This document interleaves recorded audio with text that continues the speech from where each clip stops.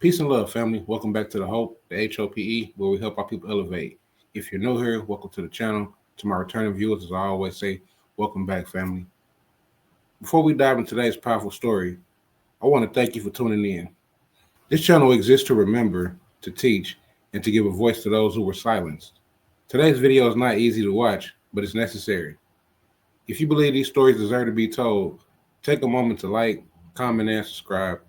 Let's honor the past by learning from it. Peace and love. On behalf of Akuno Call for Bay, you know what I'm saying? Jay, where you at? We're trying to help our people elevate. Hope. HOPE. We're giving them hope. We doing what we gotta do, you know. Every day, one step at a time, man. We gonna make it happen. Helping our people elevate. Yeah. Sometimes I practice focus, thought, and meditate. I'm trying to come with other ways to help our people elevate and seeking knowledge, make me levitate. The lifted mental state is what results from how we orchestrate. This for the family's sake. Let's self-reflect and self-evaluate. And every day, make sure the steps you take, you calculate. Receive a master's fate. I know I can't exist without the hate, but that's okay. I balance that with higher self today. Success is on this way, and after that, my flesh can pass away.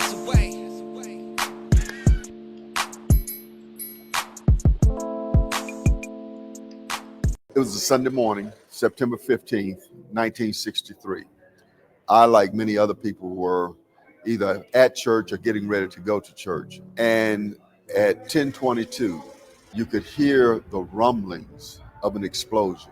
For about 5 to 10 minutes after that sound, everything was quiet and calm because people were waiting to hear what was it.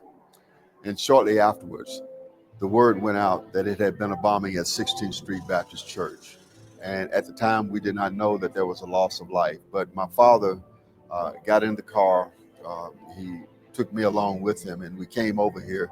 And it was like a magnet for many other people to come to the church to begin the process of going through the rubble to dig out survivors.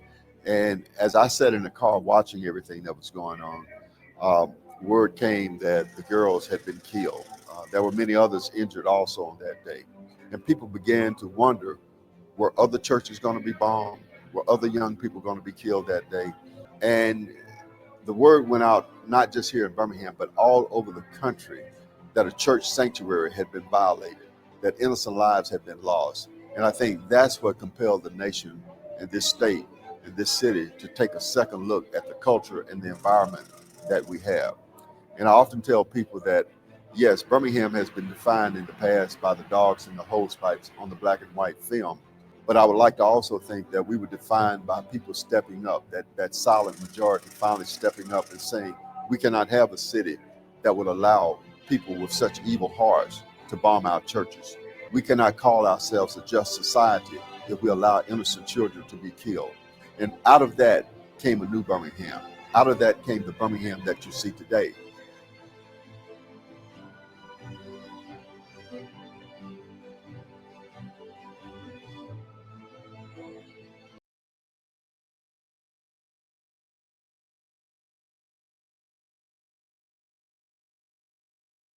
Birmingham, Alabama, 1963, a city nicknamed Birmingham, not because of war, but because black families lived in constant fear of their homes, churches, and lives being bombed by white supremacists.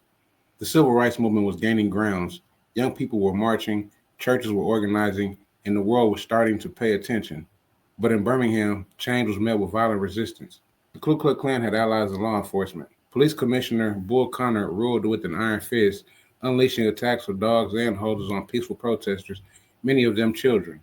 And yet, in the middle of this terror, black families still gathered in places of hope, none more sacred than the 16th Street Baptist Church.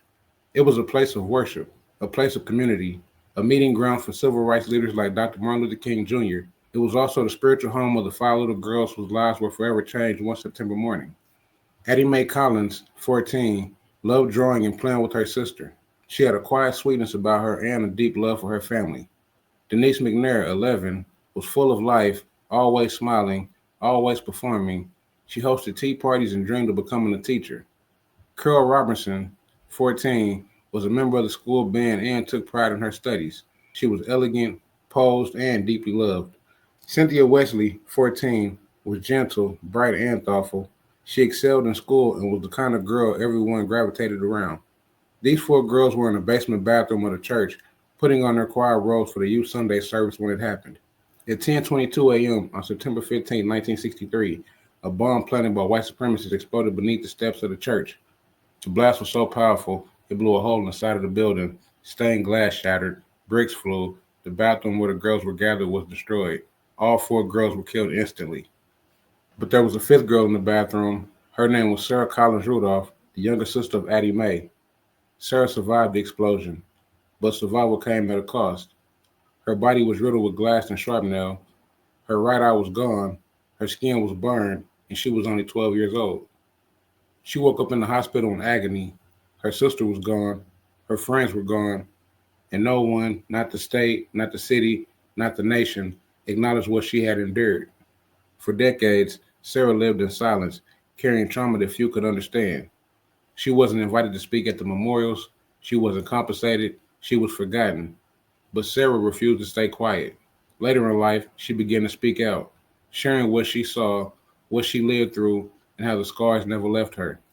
The bombing sparked outrage. Dr. King spoke at the funeral, and thousands filled the streets in mourning and protest. But justice moved slowly. It took over 40 years for the killers, members of the Ku Klux Klan, to finally be convicted. The girls' death became a turning point in the civil rights movement. The image of the 4 innocent black girls killed in the church shook the nation's soul. Their story is part of why the Civil Rights Act of 1964 was passed. And yet we must never forget the name Sarah Collins Rudolph, the girl who lived through the blast and fought to be heard. 5 little girls walked into the church that morning full of hope. Only one walked out alive, but none of their names should be forgotten. They remind us of the price of hate and the cost of silence. They remind us why we must keep telling the truth even when it hurts. Because if we forget, it can happen again. I want them to walk away knowing that we didn't have these rights and they shouldn't take these rights for granted.